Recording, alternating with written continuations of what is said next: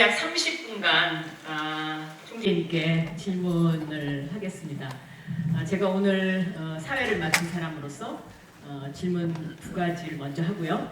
그리고 신청하신 우리 학생분들에게 이메일이 다 갔었죠. 사전 질문 받는다고. 그 사전 질문 중에 몇 개를 골라서 질문 드리고 그리고 현장에서 딱 2분 받도록 하겠습니다. 오늘 잘 들었습니다. 먼저 가벼운 질문부터 드리도록 하겠습니다. 제가 질문을 고민을 했는데요. 총재님께서 만약에 지금 2030 세대 청년이라면 무엇을 하고 있으실까요? 그리고 어떤 미래를 선택하시겠습니까? 다시 그때로 가고 싶지 않은데.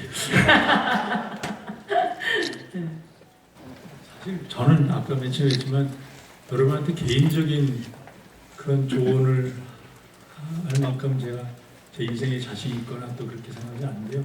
제 아들, 딸이 지금 2030입니다. 그러니까 제가 그냥 제 아들, 딸들한테 하는 얘기를 한다고 하면 저도 그랬지만 여러분 나이 때가 제일 불확실성이 큰 것 같아요. 뭐가 될지도 모르고 뭘지도 모르고 뭘 해야 되는지 좋은 것도 모르고 이렇게 되는데 사실 그 불확실성은 누구나 갖고 있는 거거든요. 사실 저도 그랬는데 그러면 어떻게 그 일이 정해지느냐 그러면 마치 자기가 딱 의도적으로 막 이걸 하면 뭐가 정해진다고 저는 그렇게 생각을 안 하고요.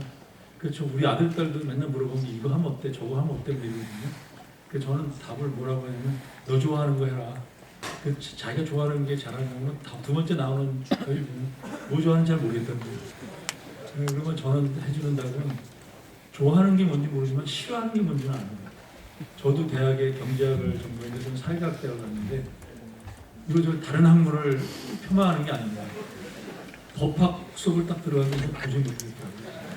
저 다 외워야 되는데 한 달 하다 보니까 이건 나는 아니야. 그건 확실해. 이런 얘기를 또 하는데 사회학하고 정책을 갔더니 이거는 문학이지. 그 얘기하는데 이건 다 거짓말 같고요. 그래서 그렇게 그것도 아니다. 죄송한데 하시는 분한테. 근데 경제학 과목을 들었더니 굉장히 논리적이고 좋더라고요. 그래서 경제학을 하게 됐어요. 그래서 지금까지도 좋아하는 걸 했는데 그 싫어하는 걸 잘라내면 그렇게 되는 게 있어서 저는 첫 번째로만 드리는 말은 싫어하는 걸 잘라내면 되거든요. 되게 저도 그런 것 같아요. 제 집사람하고 어떻게 결혼했나 보면 싫어하는 사람을 잘라다 보니까 이런 집사람 되게 그래서 이제 그런 게 있고 두 번째는 저희 때하고 다른 거는 저는 애들한테 얘기할 때 저희는 사실 하나의 직업을 선택하면 그래서 열심히 한 다음에 은퇴를 하고 이렇게 그런 사람인데 지금 저희 제너레이션은 한 80 산다고 생각하고 모든 걸 투자했습니다. 근데 여러분은 지금 라이프타임 보면 100살까지는 살 거거든요. 물론 건강의 산이 아닌 건 이게 다르겠죠. 80까지는 70 몇 까지는 일을 해야 되는 그런 상황이라 사실 직장을 하나만 가지고는 안 될 거기 때문에 두세 개를 가질 준비를 하는 거가 맞거든요. 제가 그래서 뭘 할지 어떻게 살지 2030 때 뭐 할지 그건 모르겠어요. 굉장히 많은 불확실성이 있는데 하여간 자기가 좋아하는 걸 선택하는 게 확률이 높지 않겠니? 그리고 안 되더라도 그걸 하면 후회는 좀 덜하지 않겠나 이런 생각을 하고 그다음에 좋아하는 것도 하나만 하는 게 아니라 그 연관돼 가지고 직업을 한 두세 개는 한 40에 한 번쯤 바꾸고 왜냐면 60에 새 직업을 하더라도 누가 뽑아주겠어요. 그러니까 사실은 한 40쯤에서 한 번 바꾸고 60쯤에서 60, 한 70 된 다음에 은퇴한 다음에 한 10년 슬슬 일하고 그래야지 먹고 살 수 있지 않으면 굉장히 어려울 것 같아요. 네. 죄송합니다. 마음을 싫은 것부터 잘라내라. 그리고 직업을 한 두세 개 생각해라. 이제 이런 말씀인데 제가 바로 40에 직업을 바꾼 사람입니다. 언론인에서 정치인으로 그리고 이제는 60에 서강대학교에 와서 여러분과 만나서 멘토링을 이렇게 센터를 하고 있습니다. 근데 오늘 제가 여기 이렇게 무대에 올라와 보니까 정말 이 학생분들의 그 눈망울이 반짝반짝 빛나고 있네요. 저도 강의를 많이 해서 경험이 있습니다만은 이렇게 집중력이 높은 강의는 드물지 않을까 이렇게 생각합니다. 제가 이창용 하는 총재님을 한 15년 전부터 알았습니다. 그러니까 그 당시에 금융위 부위원장을 하고 계셨죠. 그런데 키가 크신 분이 이렇게 설렁설렁 오셔갖고 저한테 뭘 하십니까? 이제 이렇게 그래서 굉장히 특이한 분이시구나 이렇게 생각을 했어요. 그때 왜 이제 제가 이창용 총리님과 가까워졌냐면 저는 무슨 일을 하고 있었냐면 한은이 과거에는 한은의 한은법에 한은이 할 수 있는 일 물가 안정 딱 요거 하나였습니다. 그런데 제가 생각하기에 과연 중앙은행을 물가 안정만 하는 그 역할이 맞느냐 이런 의문이 저한테 생겨서 제가 한은법을 바꿨습니다. 어떻게 발의를 했냐면 금융안정 기능을 추가하고 한은의 직접 조사권, 금융기관에 대한 직접 조사권을 주는 그 두 가지 문구를 2008년도에 집어넣어서 발의를 해서 이게 3년 동안 국회에서 엄청난 반대와 토론이 있었고 2011년에 통과가 됐는데 그때 금융위 부위원장이셨고 그때 제일 이 법을 반대하던 곳이 바로 금융위원회였고 금융감독원이었고 한은은 엄청나게 찬성을 하고 있었고요. 그런 관계였습니다. 그런데 거기서 아까 한은이 직접 조사권을 부여한다. 요것의 의미가 아까 총재님께서 강의하실 때 IMF가 독단적으로 자료를 요구해서 받을 수 있는 권한이 있기 때문에 IMF가 굉장히 세다. 이렇게 아까 강의하셨잖아요. 바로 한은에 그런 권한이 주어지는 법안을 발의해서 통과를 시켰던 그런 경험이 있었습니다.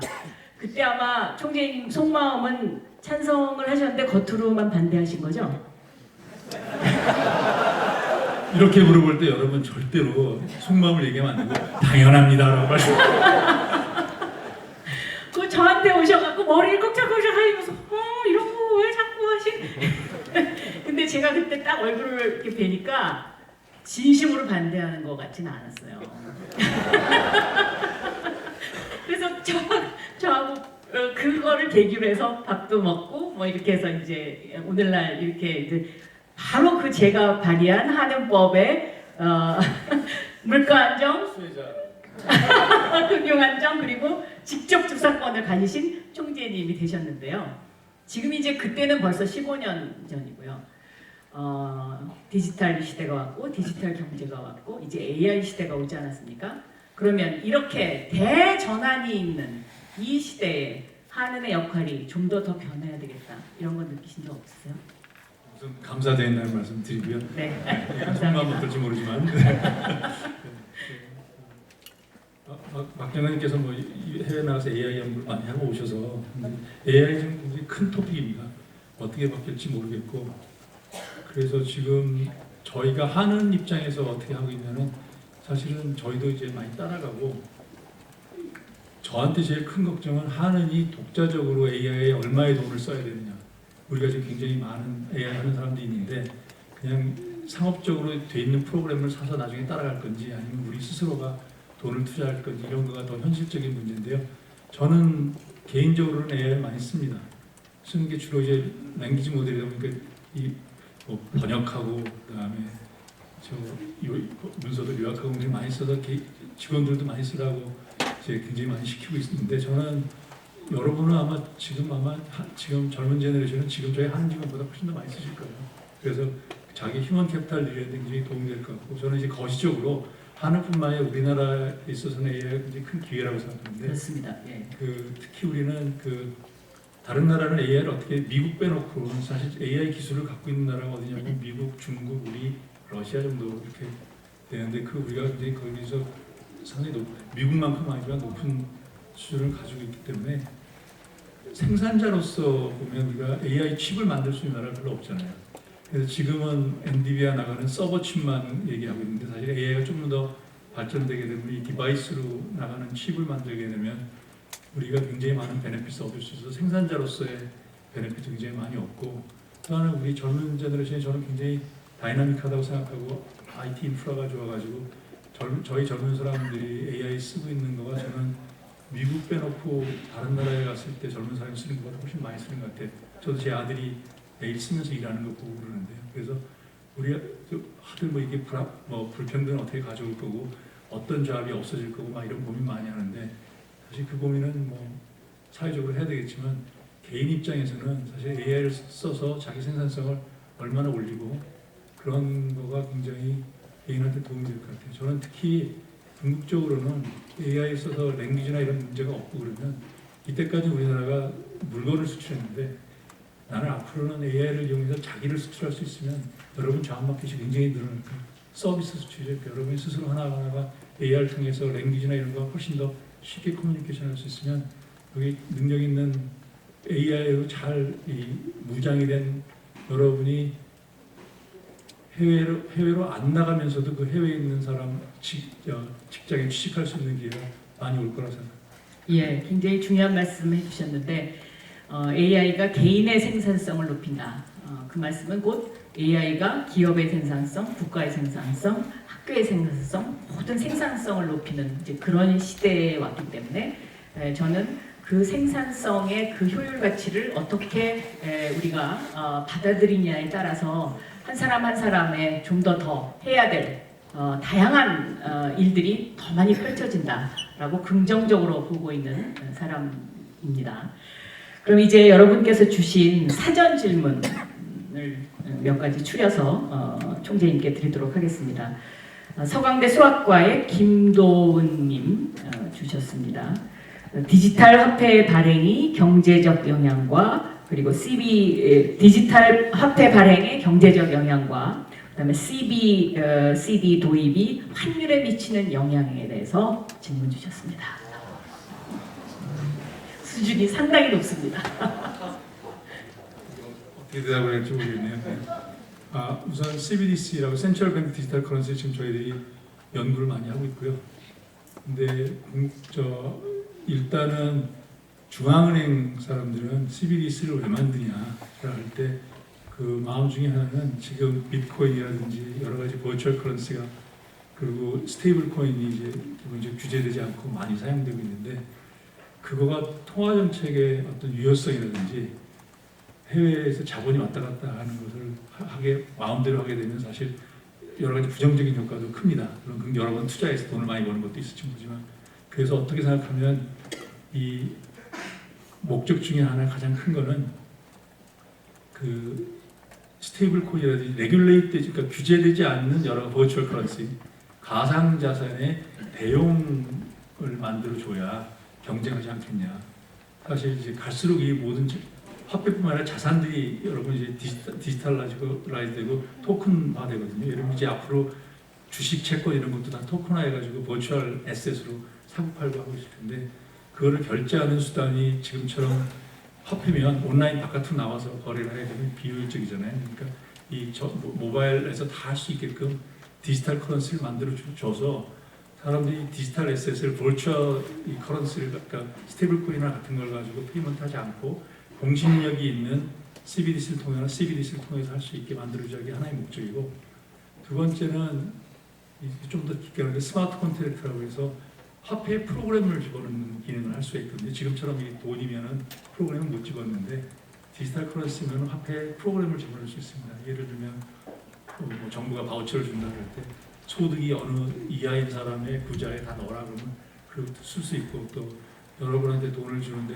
술 먹는 게 영 싫으면 여러분이 받으면 술집에서는 못 쓰게 프로그램을 화폐에다 넣을 수도 있고 또 하나는 무역거래 같은 걸 할 때 돈이 지급될 때 다 지금 우리가 서울서부터 홍콩까지 보내면 홍콩이 도착해서 뭐 인보이스를 보내고 뭐 돈을 주게 되지 않고 프로그램을 해가지고 배가 홍콩 중간쯤 가면은 반액을 지불하고 홍콩 도착하면은 전액을 주고 이런 프로그램들을 다 집어넣어서 하게 되고 또 지금 여러분 전세 계약을 하면 전세 사기 같은 게 많잖아요. 전세 사기 이런 이유가 뭐냐면 내가 집 계약서 사인하고 돈 받으면은 그걸 복덕방이 해주고 뭐 이러는데 사실 집문서가 맞는지 뭐 이게 동시에 결제가 되지 않으면 사기가 될 가능성이 많잖아요. 근데 이걸 프로그램을 해가지고 등기소에서 등기가 바뀌는 그 순간 계좌 간에 이체를 시켜라 뭐 이런 프로그램을 시킬 수 있고 이런 장점이 많아서 그런 것들 지금 연구하고 있고요.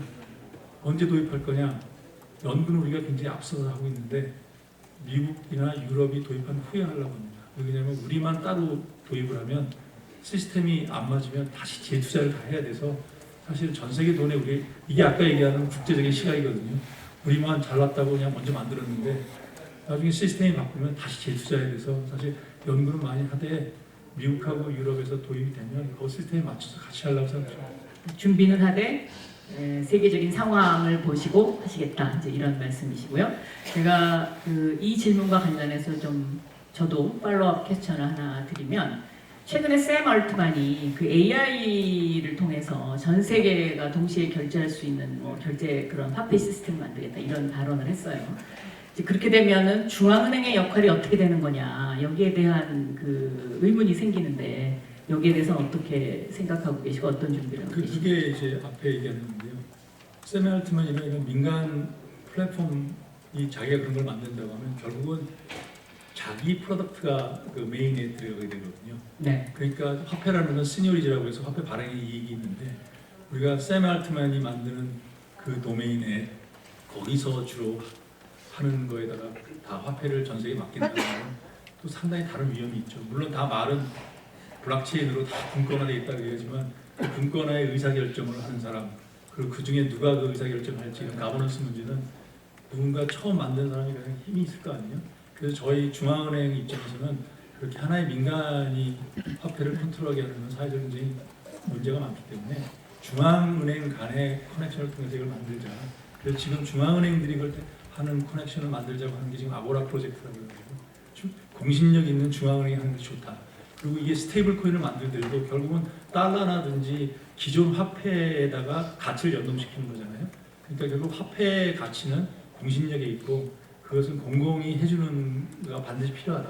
지금 민간에서 뭐 스테이블 코인이 다 화폐가 될 수 있다고 얘기하고 막 하지만 궁극적으로는 US 테더나 뭐 이걸 아무리 그렇게 해도 결국 미국 화폐, 뭐 중앙은행의 공신력에 의존해서 만드는 거기 때문에 그럴 바에야 이 CBDC는 중앙은행이 직접 하는 게 낫다라는 게 중앙은행의 의견입니다. 네.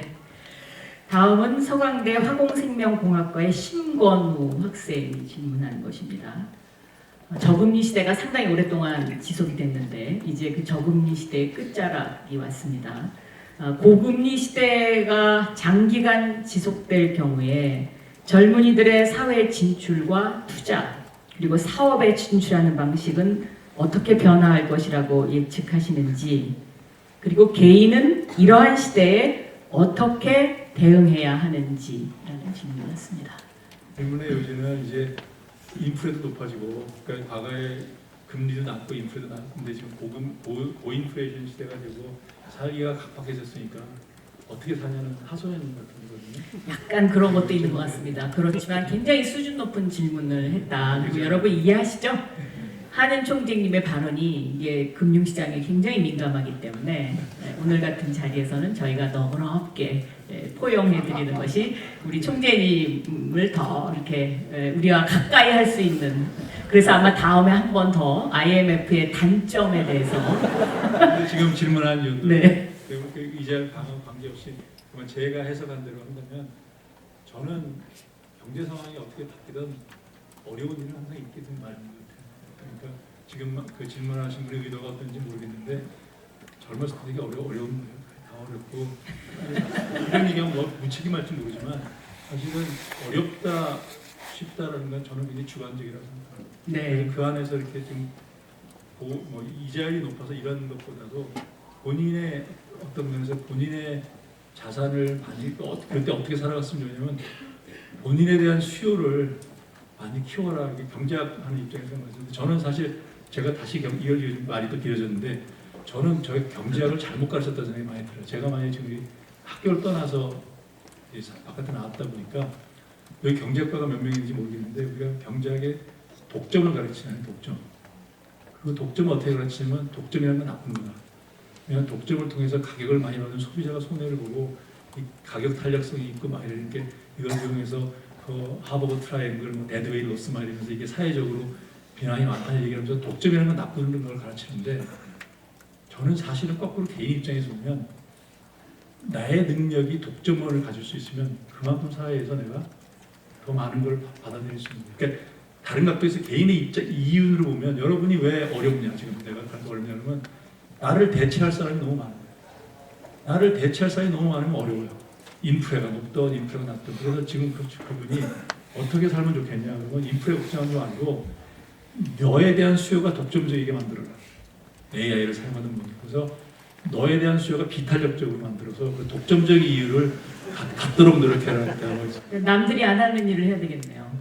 네. 다음 넘어가겠습니다. 서강대 경제학과의 김진우님 이런 질문을 해주셨어요. 하느니 처한 딜레마. 끝내고 가죠. 좀 3분 남았는데.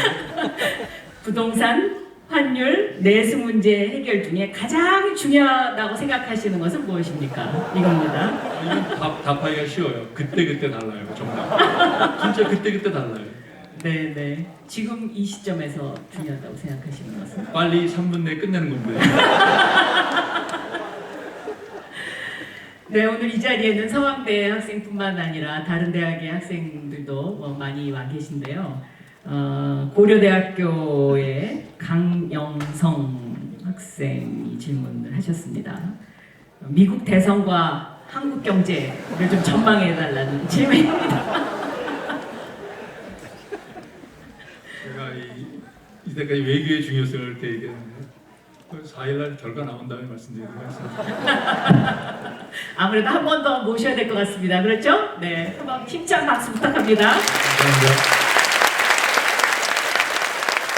아직 한 2개가 좀 더 남았습니다. 요 질문은 제가 재밌는 질문이라서 픽했습니다. 서강대 정세현 학생인데요. 수도권 중심의 한국 경제에서 지역 경제의 미래를 어떻게 생각하고 계시는지, 그리고 지역 경제와 관련해서 한국은행의 책임은 무엇이라고 생각하십니까? 사실 저희가 저출산 문제에 관해서 우리나라 문제에 대해서 굉장히 최근 연구를 많이 하는데, 이번에 저희 보고서 보셨는지 모르지만 저출산의 큰 원인 중에 하나가 수도권 집중이고, 그렇습니다. 지방에 있는 젊은 사람들이 이제 서울로 오게 되고, 서울에 오면 경쟁이 심해지고, 그래서 아이도 안 낳고, 또 서울에 올라오는 트렌드가 아예 뭐 대학생 끝나고 오는 것이 아니라 되게 고3, 중학교 정도 되면 강남 쪽에 학원 다니려고 오고 이런 게 많아서요. 사실 이 수도권 집중 문제를 해결하지 않으면 우리나라의 고질병이 굉장히 많아져서 힘들다 이런 얘기를 하고, 그래서 한국은행이 무슨 역할을 하냐 그러면 저는 이런 우리나라 수도권 집중의 폐해라든지 이걸 어떻게 해결하는 문제에 대해서 연구를 통해서 하는 것이 중요한 역할이라고 생각하고요.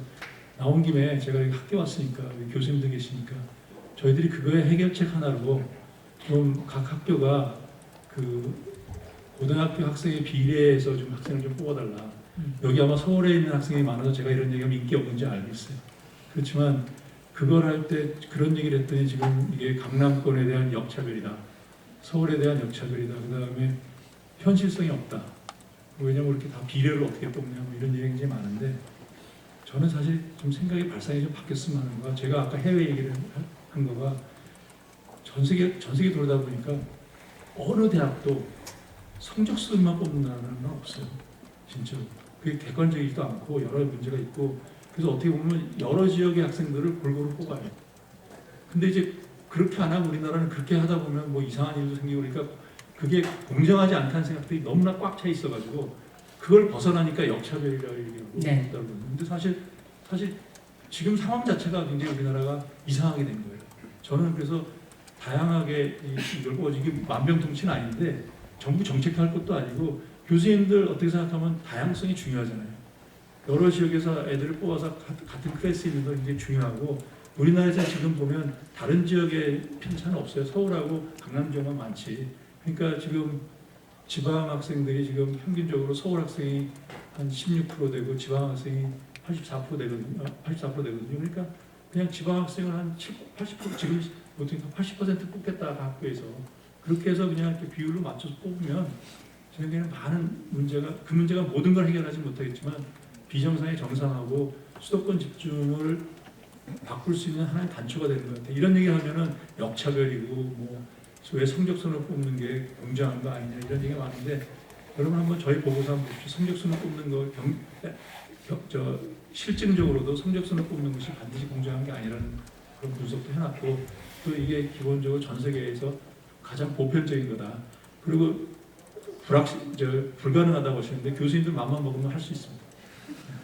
네, 저는 사실 이 총재님 의견에 대해서 절대 찬성하고 있습니다. 왜냐하면 대한민국의 수도권 과밀화를 해결하지 못하면 대한민국의 미래가 없다. 저는 그렇게 생각을 하고 있어서 이 일이 꼭 뭐 당장은 아니더라도 단계적으로 좀 추진됐으면 하는 그런 바람을 갖고 있고요. 사전질의 마지막입니다. 서강대 중국 문화화학부라고 잘못된 것 같습니다. 배주현님이 하신 건데요. 은행에 취업하고자 하는 취준생들은 무엇을 준비하고 어떤 공부를 하면 좋을까요? 한국은행이요? 그냥 은행이라고 이렇게 질문을 주셨습니다. 행장님 나와서 너무 구체적이라 대답하기 어려울 것 같은데요. 네. 그것도 은행도 시험 준비를 아무래도 해야 되겠죠. 참 우리나라의 모든 게 다 시험으로 뽑으니까.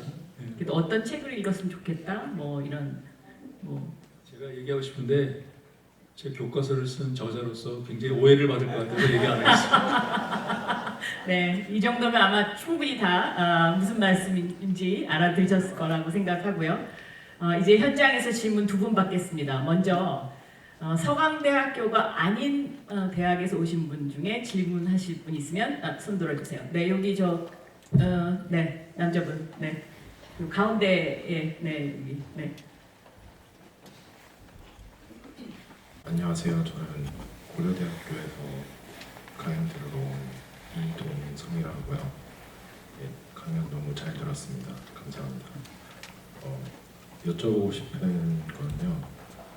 총재님께서 이제 메시지를 많이 내시는데요. 그 메시지를 내실 때 이게 어느 정도 얼만큼 받아들여질 거라고 기대를 하고 이제 메시지를 내시는지 그런 것들이 좀 궁금하고 지금보다 더 잘 받아들여져야 되는지 아니면 뭐 충분히 잘 받아들여지고 있는지 그런 좀 총재님 주관적인 어떤 평가를 조금 공유받고 싶습니다. 그러니까 다시 정리하자면은 네, 상당히 철학적인 질문하셨습니다. 네, 총재님께서 정책적 결정 이외에 그런 결정된 사항에 대한 소통적인 그 효과를 어느 정도로 보고 계시는지를 좀 여쭤보고 싶습니다. 두 가지인데 통화정책은 제가 결정하는 게 아니라 금융통화위원회에서 같이 결정하잖아요. 그러니까 통화정책의 효과는 시차가 있지만 저는 굉장히 직접적이라고 보고요. 그거는 뭐 메시지가 필요한 것이 아니라 이자 결정 자체가 굉장히 금통의 결정이 뭐 경제에 파급하는 효과이기 때문에 굉장히 크다고 생각을 하고 아마 질문한 것은 그 밖에 제가 얘기했던 뭐 교육이라든지 이런 구조적인 문제에 대한 메시지를 어떻게 하냐는데 우선 첫 번째로 제가 명확하게 얘기하는 건 지금 교육 페이퍼나 이런 건 한국은행에 리서치 하신 분들이 있습니다. 이게 마치 지금 바깥에서는 제 얘기처럼 해가지고 어떤 면에서 제가 미안한 마음도 있어요. 왜냐하면 제가 같이 뭐 연구도 하고 지원도 하고 그랬지만 사실 그 페이퍼를 쓴 저자들이 있고 저자들의 의견이고 네. 제가 서포트하는 거기 때문에 제 메시지라고 저는 그렇게 생각하지 않고 있고요. 한국은행의 메시지고 그 효과가 얼마 있을 거를 생각하고 하느냐 당연히 받아들였으면 좋겠는데 저희들이 할 때는 저 어떤 자신감을 가지고 하냐면 우리가 하는 얘기가 한국 뭐 다른 전문가가 있지만 교육 전문가도 있고 농업 전문가도 있고 노동 전문가도 있지만 적어도 우리가 이렇게 연구를 해가지고 이걸 내면 효과가 있을 거다. 그리고 그 효과는 언제 올 거냐면 곧 올 거라고 생각합니다. 예를 들어 저희가 외국인 노동자의 돌봄 서비스에 필요하다는 얘기 지금은 당연히 노조라든지 노동하시는 그 사람은 반대하겠지만 저는 그분들의 부모님이 이제 8, 90대시면 아마 먼저 하자고 하실 거거든요. 우리가 고령화가 시작되면 지금은 아닌 것 같지만 한 10년 뒤에는 그때 한국은행이 한 얘기가 맞구나 하고 받아들일 거고 저는 우리 교육 문제도 이 정도 골마 터지면 제가 생각해 20년 전에 제 이 얘기했으면 저거 이상한 애라고 했을 텐데 지금 받아들이는 정도가 좀 다르잖아요. 그래서 저희가 한 이 구조적인 문제는 시간이 지나가면 저희 메시지 받아들일 거라는 그렇게 생각하고 있습니다. 네. 한국은행 총재께서 저가 생각하기에 기억에 많이 남는 것은 이 한국의 문제를 구조적인 문제를 해결해야 된다는 그런 강조를 참 많이 하시는데 그게 정말 우리한테 필요한 것 같습니다. 이번에는 여학생 중에서 질문 마지막으로 한번 받겠습니다. 네, 저 뒤에, 네, 저기 뒤에, 네.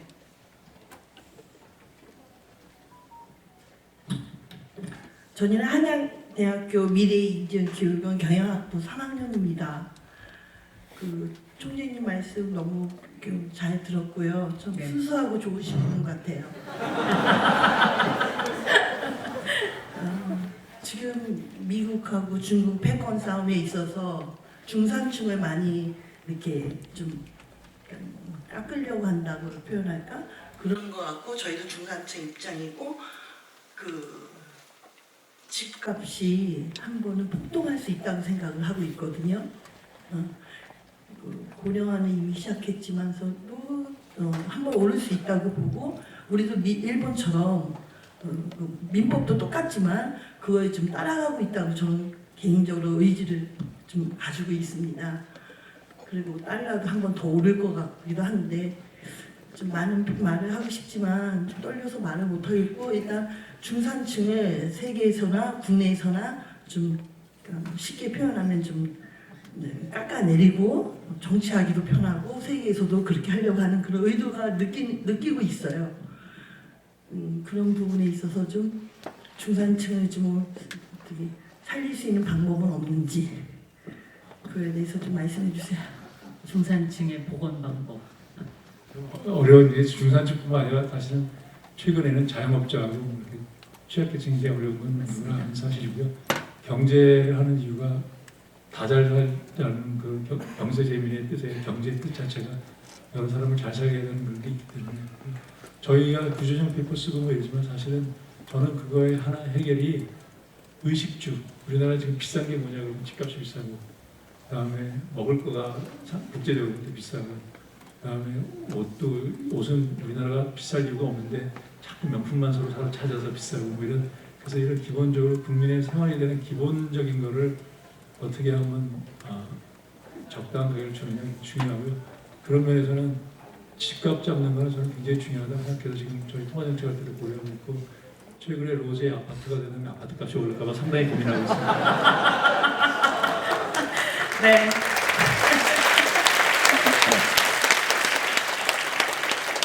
여러분 이렇게 끝까지 경청해 주셔서 너무 감사하고요. 그리고 이렇게 많이 호응해 주셔서 너무너무 감사드립니다. 서강대학교 멘토링센터 생각의 창 2차 특강은 11월 26일 오후 5시 서강대학교 경제대학 남도구간 101호실에서 있습니다. 그때도 많이 참여해 주셨으면 좋겠습니다.